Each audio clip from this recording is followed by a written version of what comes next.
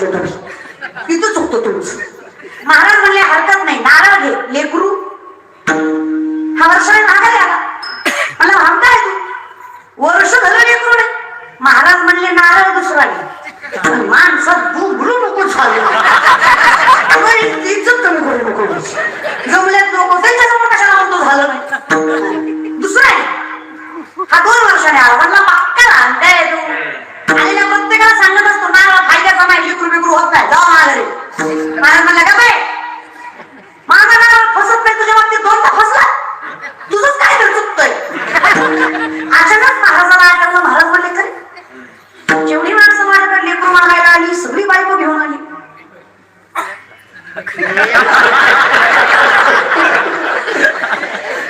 आणि शपथ ज्याला कळलं त्याचा प्रसंग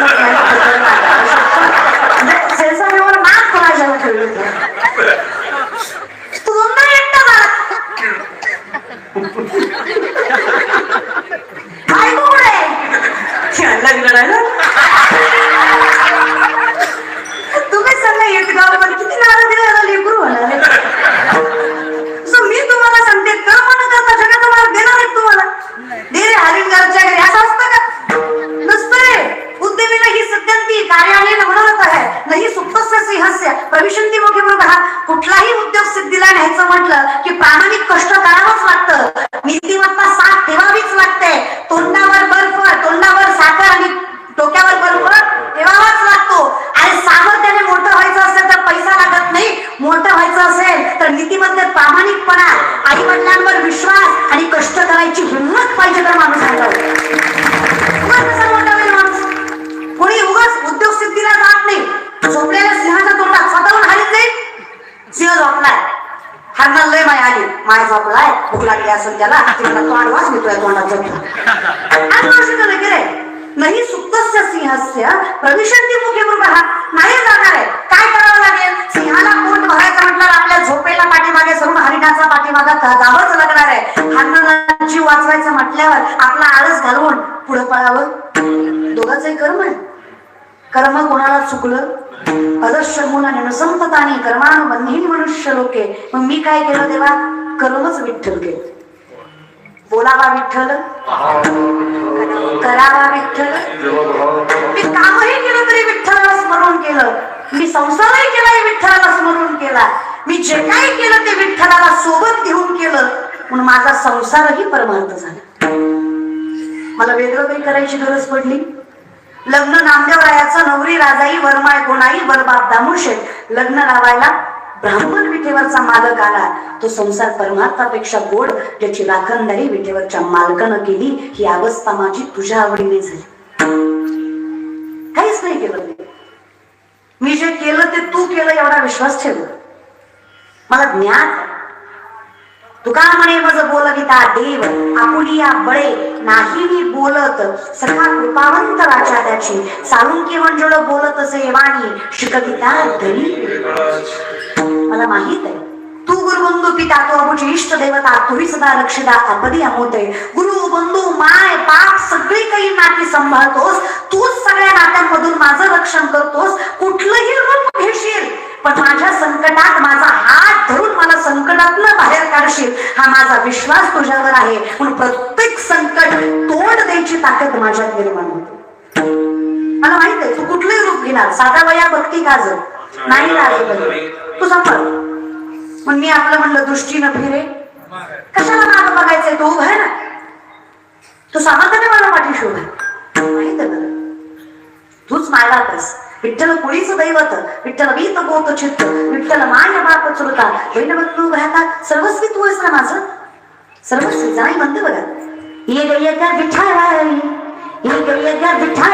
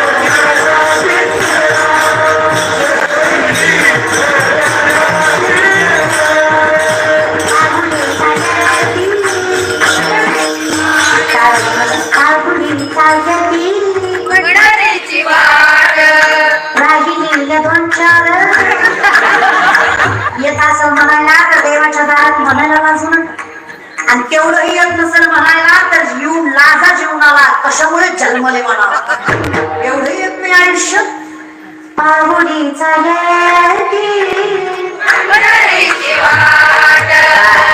काही काही दिसतं कोण आलं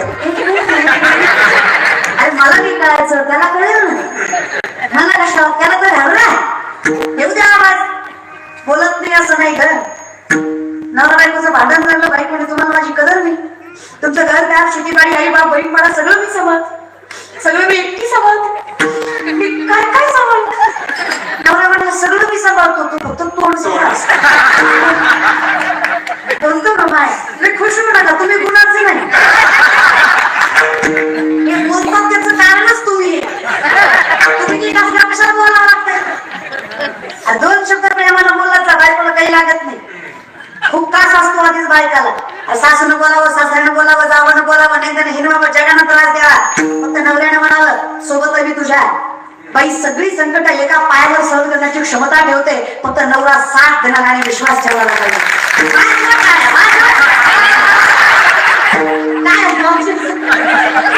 करायला खरं गमनीचा नुसतं बसलंय मगाशी ना सांगू खरं आहे रे त्याला खरं म्हणीचा खरंच नाही मग संसारात कोण चांगला लागतो अगं माझं झालं नाही म्हणून तुम्हाला माझं पेटल्यावर तुम्हाला कशा दुसरं सांगा माझं बोलल्यावर तुमची नाही खसखस भेटली जाऊ द्या मी नाही म्हणत माऊली म्हणतात जरी सख्याचा जिव्हाळ्यात पाय सासरवास असा तुकोबाराय म्हणतात तुका म्हणे सोपे आहे सर्व हुनी शहाणा तो मालक संसारातला असू द्या किंवा परमार्थातला दोन्ही शहाणे लागतात माझा मालक शहाणा आहे दृष्टी नव्हती रे दुसरीकडे मत चालते ना त्याच्या इतका ध्यान बी नाही त्याच्या इतका प्रेमळ बी नाही आणि त्याच्या इतका मला कोणी सांभाळीत बी नाही आणि त्याचा माझ्यावरचा विश्वास माझा पुढं माझा मालक शहाणा आहे म्हणून आम्हाला सुख तुमचा शहाणा असला की तुम्हाला बी संसारात काय पार मारतात काय शहाणा मालक पाहिजे नशिबानं भेटला यायला पण जाऊ दे आता शहाणा पाहिजे